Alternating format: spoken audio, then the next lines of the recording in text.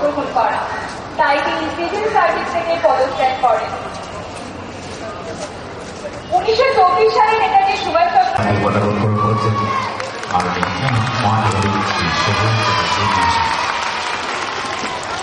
জাতীয় পতাকা উত্তোলিত হল।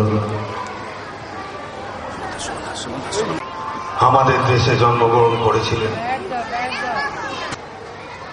তিনি মারা গেছেন না মারা যাননি। আমার বাবা তিনিও বলতেন তিনি মারা গেছেন না এখনো মারা যাননি। আজ আমিও বলছি, আমার সন্তানও বলছে, সেই অন্তর্ধান এমন একজন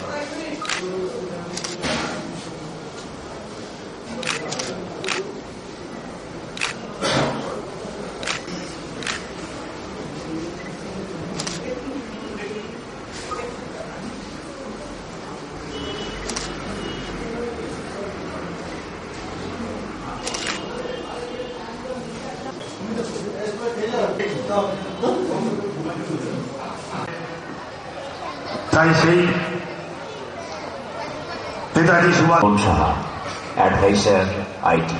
আমরা বহু বছর পার হয়েছি, কিন্তু নেতাজি সুভাষ বোসের কর্মকাণ্ড, একজন ব্যক্তি যখন একটা প্রতিষ্ঠানের থেকে ছাড়িয়ে যায়, সেরকম যে কয়েকজন ব্যক্তি কলকাতা পৌরসভাকে পরিচালনা করেছেন তাদের অন্যতম নেতাজি সুভাষচন্দ্র